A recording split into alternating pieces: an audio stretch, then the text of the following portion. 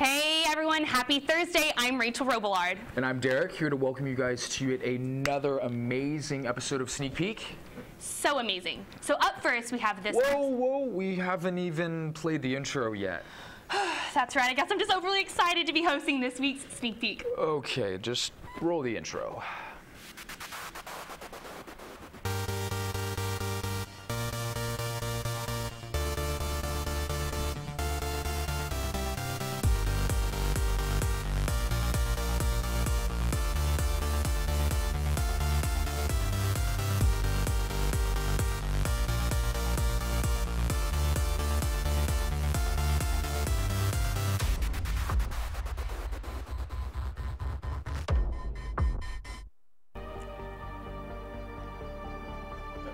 Hey Sneak Peekers, we have a fabulous show for you tonight.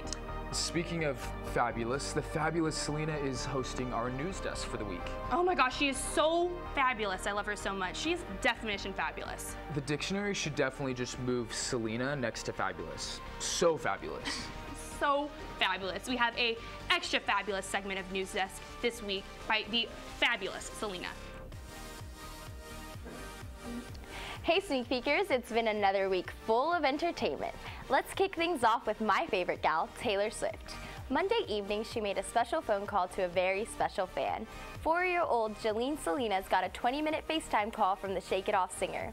She has been battling an aggressive form of terminal brain cancer, and the last item on her bucket list was to dance with T Swift to her hit single, Shake It Off.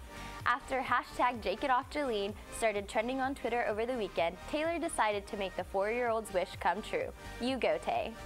On Wednesday, MTV released the list of 2015 MTV Movie Awards nominees. This year's nominees span from heroic to heartwarming.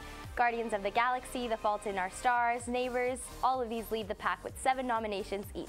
Tune in April 12th to see who takes home the golden popcorn. And speaking of the film industry, a new 3rd trailer for the Avengers Age of Ultron has been released and finally reveals the Vision. Get ready for the return of all your favorites, the Hulk, Captain America, Iron Man, Hawkeye, the Black Widow, and Thor. The action-packed trailer made the Twitterverse spark with excitement, and it definitely got me pumped. As @CaitlynIsACat put it, I'm crying, it's so beautiful. The movie is set for release on May 1st. Moving on to much sadder news, it is the end of Jared Leto's long-haired era. After tweeting out a picture of someone taking scissors to his hair Monday, hearts broke all around the world. The Oscar winner has chopped his luscious locks in order to officially become the Joker in the upcoming Suicide Squad film. The man bun is no more, the beard is no more, but I'm sure that Jared Leto will bring some serious power to his role. Other buzzed about things this week were Justin Bieber's 21st birthday and Baby Northwest's mastery of the side-eye. Keep up with the latest entertainment news by following all of our social media accounts and tune in next week to see who tops entertainment headlines. Well, that's all from the news desk for this week. Back to you, Rachel and Derek. Thanks, Selena. We have so many important things going on in entertainment news. Seriously, it's kind of hard to keep up. I know, with South by Southwest just around the corner, I don't know how I'm going to keep up and keep everything straight.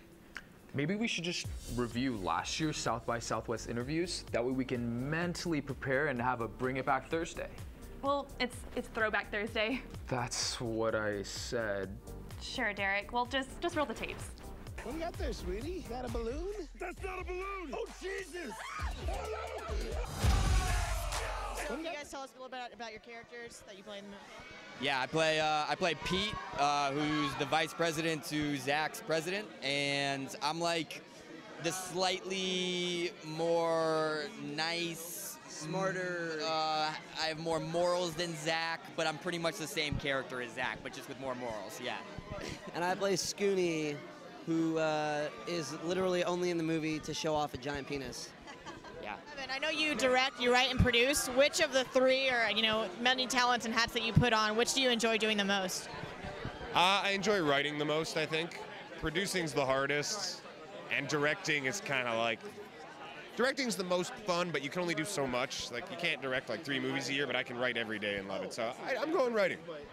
And James, you got your full first producing stint on This Is the End, right? That's right, yeah. So how's that journey been for you up to this point, now that you're a full producer again on this one? I got a chance to, just kind of come up with Seth and Evan, and we kind of been able to build our own company and our own brand of stuff that we're doing.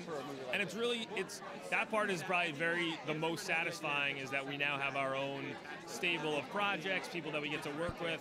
It's been pretty awesome. I'm very lucky, actually. You play a father in the movie, right? Did you pick up any parenting tips for the future? It's a good question. Not really, honestly. Just don't live next to a frat. Don't live next to a frat house, yeah. And accept that your life is over and it's never going to be what it was. So you did high school, you're doing college. What's next? What's next for I don't know, for you? real life, I guess. Yeah. So Teddy, can you tell us a little bit about Teddy? You know what, Teddy he's really unique. He's just a diehard believer in sort of his fraternity and the brotherhood and what it stands for, and he's really hanging on to this last moment, of this life where he gets to be free and sort of party as he wants and rule this gang. And it's kind of neat because he's sort of like a Faganistic type character. He takes these guys under his wing, and I don't know. I just knew this guy, so I was really excited to play him. He's also crazy.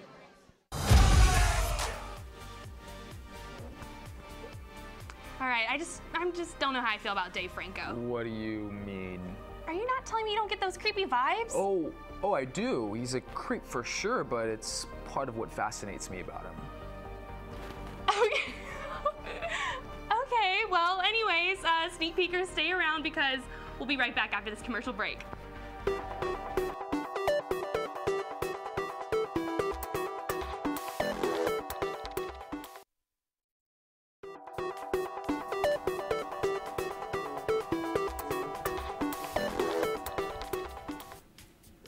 Welcome back, fellow viewers. Oh, Rachel, you beautiful, talented host. Do you know what I miss most about Parks and Rec? It's quotability, characters. No, DJ Roomba and Champion the three-legged dog. Well, don't be sad because up next we have you're Derek. We have Shane and Kim with our list of the week to tell us what their favorites were about Parks and Rec. Let us reminisce together.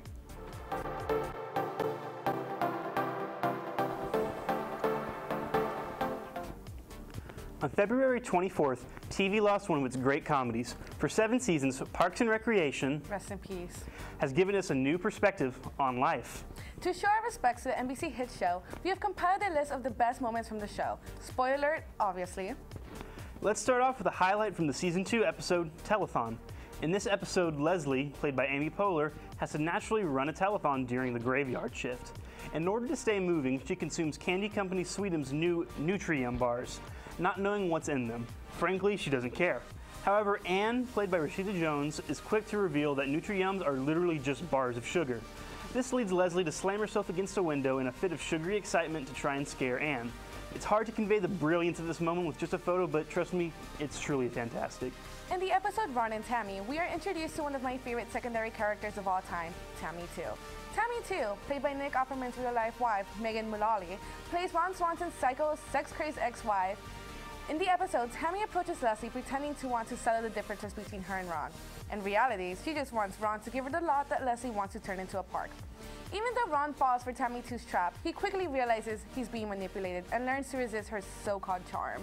There are a lot of crazies in the city of Pawnee, but Tammy 2 takes the cake, and she never disappoints when she comes back to ruin Ron's life. Next is a bottle episode that came to us in the final farewell season. Leslie and Ron dealt with tensions that the two co-workers had been facing since the beginning of the season. Leslie believes that Ron simply wrote her off by building his office building and bulldozing Anne's former house in the process, but there's a lot more to it than that. I won't go into too much detail, but let's just say this episode really gave viewers insight into Ron as a human being reacting to all the major changes that are occurring around him. It also solidifies Leslie and Ron as one of the best platonic relationships I've ever seen on television. Also, saxophone farts. Parks and Rec had quite a few political cameos. First, Lady Michelle Obama told Leslie that she needed passionate people like her in the office in the season 6 finale, Moving Up. I literally died and went to heaven after seeing the interaction between Michelle and Leslie. She was starstruck, embarrassing, and still perfect. Nope in Obama 2016, y'all. There was also VP Joe Biden in Season 5's Leslie vs. April, when Ben gives Leslie the engagement gift of a lifetime, meeting her celebrity crush and hero, Biden. Biden compliments Leslie on all the hard work she's done for Indiana, which makes Leslie fangirl and start to creepily touch his face and pull him close to her. Ben, as any good fiance would do, pulls away a very giggly and starstruck Leslie before she gets a restraining order. Joe Biden, you the real MVP. All good things must come to an end. This sadly proved true when in Season 6, regular cast members Rashida Jones and Rob Lowe exited Parks and Rec in the episode Ann and Chris. Ann and Leslie's friendship was the original drive of the series, and to see these besties separated was heart-wrenching. That's not even mentioning the perpetual ray of sunshine that is Chris Traeger. This is literally one of the most emotional episodes of the show, and a wonderful send-off, though not a final goodbye, to two great characters. What a beautiful tropical fish. Andy and April. April and Andy. I never would have thought these two would end up together, yet I like them. I like them so much. The Season 2 finale, Freddy Spaghetti, Andy and April finally kissed. Even though the aftermath of that kiss was not great, they end up dating and eventually getting married. They're an odd couple, but they're two of my favorite people to watch on screen. I'm just going to miss those crazy kids. Snake juice. Just snake juice. Tom Haverford, played by Aziz Ansari, seems to always have a new product idea every episode. In Season 3's The Fights, every member of the Parks and Rec department becomes exceedingly drunk due to the high alcohol content of Tom's newest drink invention, snake juice. Described as basically rat poison, we get to see what every single core cast member is like when they're severely intoxicated. It's amazing to say the least, from April's unintelligible Spanish babbling to Ron's unnaturally joyful boogieing. Lest we forget Ben, who simply utters one word, baba booey. Perfect. Leslie and Ben have always been my OTP, or one true pairing for you uncool kids, since Ben moved to Pawnee. He's super dorky, cute, and he and Leslie have amazing chemistry. In the episode Road Trip, I kept biting my nails wondering if they will or will not end up together. As the episode rode on, my heart just kept beating faster and faster into the ending when Leslie and Ben finally kissed. That was the start of one of the cutest and best television couples in television history. For our number 2 spot, we have what is one of the best instances of physical comedy on Parks and Rec and any show ever. In Season 4's episode, The Comeback Kid, Leslie faces an immediate problem when April accidentally schedules her to appear at an ice rink in her campaign for a council seat. Piling on, Tom is only able to get red carpet for half of the trek across the rink to the podium for Leslie. This leads to the entire group shuffling across the ice as the off-screen rink DJ keeps repeating a rousing song that belts "Get on your feet" as everyone falls, slips, and slides about. It all culminates in everyone pushing Leslie up onto the podium, looking, as series co-creator Michael Schur accurately describes, like the Iwo Jima statue. It really is brilliant all around, with every part working together to create a true comedy masterpiece of a scene. Clothes. Treat yourself. Fragrances. Treat yourself. Massages. Treat yourself. Mimosas. Treat yourself. Fine leather goods. Treat yourself. Thank you, Tom and Donna, for introducing me to my life motto, treat yourself. In the episode Pawnee Rangers, Tom and Donna invite Ben to their annual Treat Yourself spa and shopping trip after his breakup with Leslie. That's also when we learn the beauty of the phrase, treat yourself. Tom and Donna teach us that there's nothing wrong with wanting to buy yourself something really nice. So if you ever feel down in the dumps, treat yourself because you deserve it. Make Tom and Donna proud. In conclusion, we will sorely miss you, Parks and Recreation. Like Lil Sebastian, you're 5,000 candles in the wind. Back to you, Derek and Rachel. Oof, Parks and Rec got me in my feels. Me too. It was a great show to binge watch today during our snow day. Speaking of what's up with the cold, it was just in the 70s yesterday. I know. I was wearing flip-flops yesterday, and then I had to wear a scarf and mittens and a beanie to get to the studio today. Well, while you're bundled up during this cold, warm, bipolar Texas weather, we have our own Chelsea Pena to show us what you should be watching on your television.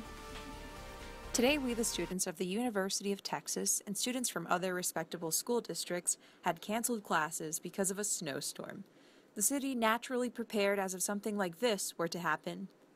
People took to Twitter to express their relief. Some people were happy to get the day off to be productive or see their girlfriends, but most of all, the internet was filled with trolls calling out UT on the so-called snow day.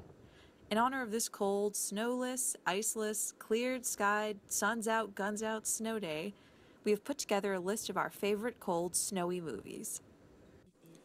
First on this list is maybe the most obvious one. Snow Day takes us inside of a small town snow day, filled with sledding, snowball fights, an evil snow-plowing man, and a hopeless romantic trying to win over his one true love. Snow Day reminds you of how much joy you get from school getting canceled and how that level of joy stays the same throughout all of your schooling career. Another cold, wintry favorite is Snow Dogs. A stuck-up hotshot Dennis has to travel to a snowy tundra. There he finds some unlikely friends, a group of dogs, the Snow Dogs. Together with their differing personalities, they mush through the hills. After seeing this movie, you'll have the husky puppy fever if you didn't already have it before. To shift away from comedy movies, we add The Day After Tomorrow to the list.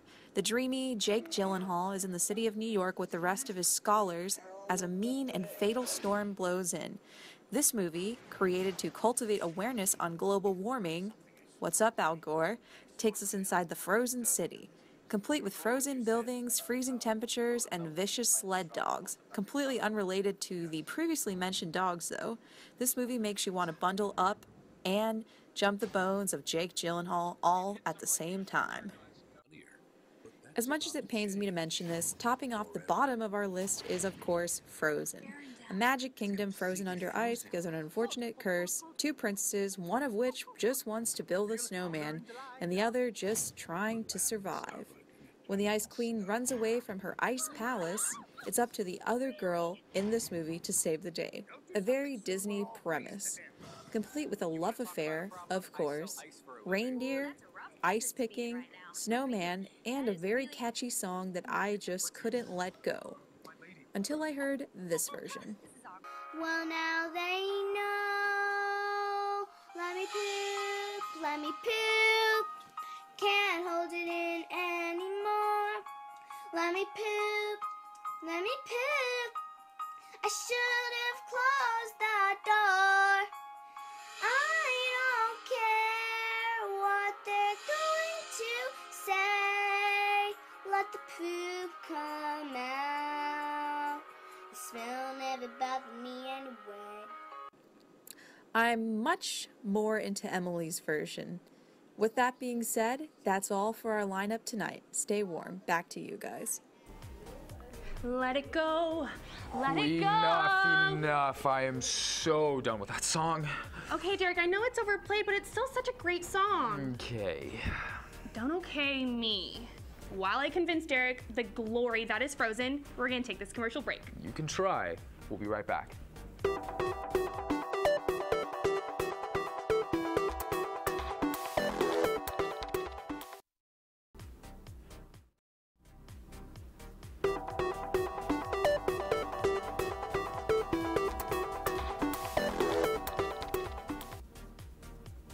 Life is so beautiful, isn't it, Derek? Yeah, but why so happy, Rachel?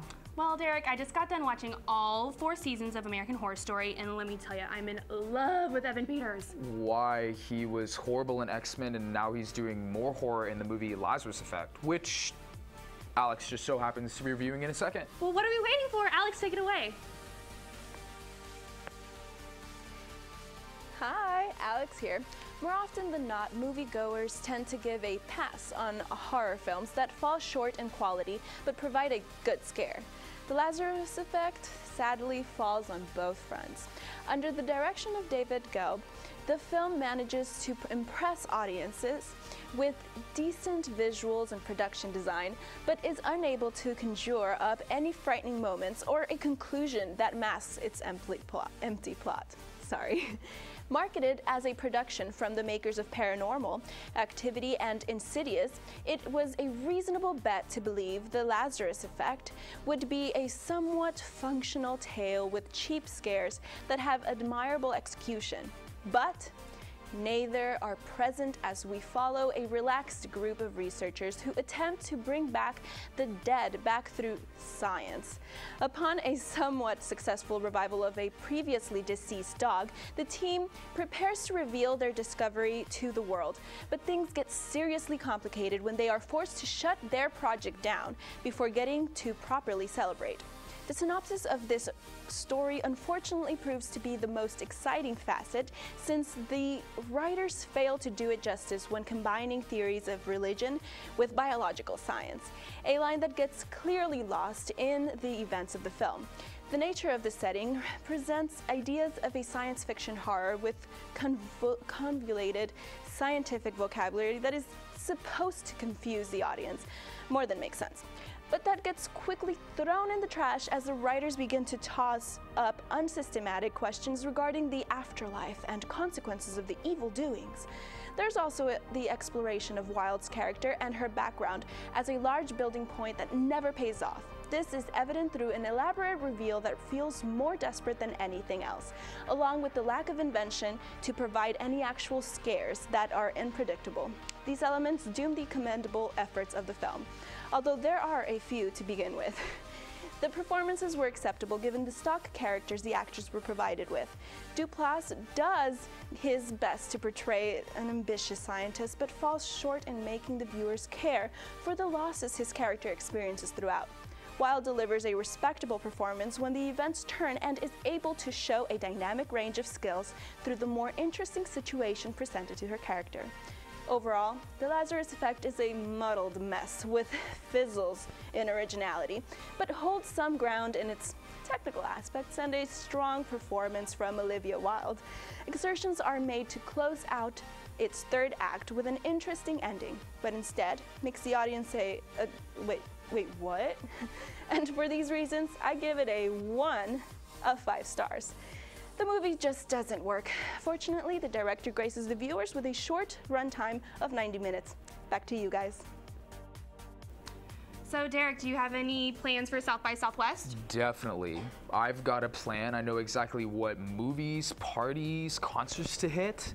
Nice. Okay, any movie recommendations? Trainwreck with Amy Schumer. It's a Judd Apatow film, so you know it'll be funny. I like it.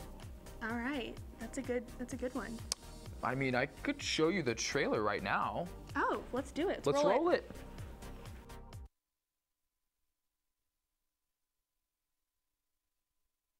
Girls, your mother and I are getting divorced. Monogamy isn't realistic. Monogamy isn't realistic. Again. Monogamy isn't realistic. I didn't understand that word at the time, but now I know exactly what he was talking about. Saturday, I would love it if you were my date. I can't do that because, like, you and I won't ever see each other again. I wake up late every morning, manager's calling, I'm still yawning. Morning. Oh, Amy. What happened? Did church let out early? Ooh, I like Tom's sweater. Does he teach computer in a church basement? And don't get all threatened just because you don't understand the concept of marriage. You dress him like that so nobody else wants to have sex with him? That's cool. Hey! Hold on, I was drunk last night, now it's all kicking in and I don't feel right. I'm just a modern chick who does what she wants. Last week, it was this guy. Is that wine in the box? Hey, Mark Wahlberg, shut up. Mark Wahlberg? Mark Wahlberg's like 150 pounds. I look like Mark Wahlberg ate Mark Wahlberg. Before you judge, you should know I'm doing fine. My friends are awesome, my apartment's sick, and I have a great job at a men's magazine. I like you, Amy. You're clever, but you're not too brainy. You're pretty-ish, and you're not gorgeous. You're approachable. Thank you. Yeah. I'm giving you an assignment. I need a profile on a sports doctor. Oh. So you're doing the article on me? Mm-hmm. Sorry to interrupt. We watching Downton Abbey later? LeBron, I'm being interviewed. Listen, I'm watching it tonight because I'm not going to go to practice and all the guys are talking about it and I'm left out. Tall. You follow sports? Sports? I love them. Who's your favorite team? The Orlando Blooms. Do you want to get a drink? Yeah.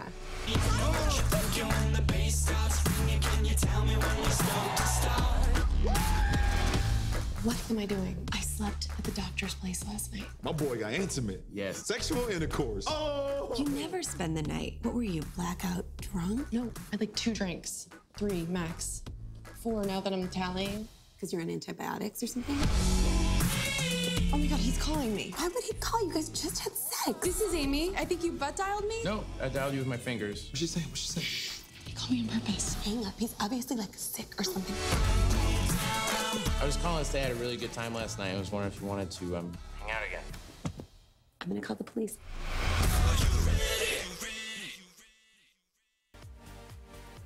Wow, what a great movie. I know, I can't wait to see it. Well, you're gonna have to. It doesn't air until summertime. That's a long ways away. What will I do until then? I know. Well, until then, you're just gonna have to tune in every Thursday night at 9:30 to watch Sneak Peek. Until next time, I'm Rachel Robillard. And I'm Derek Beckman.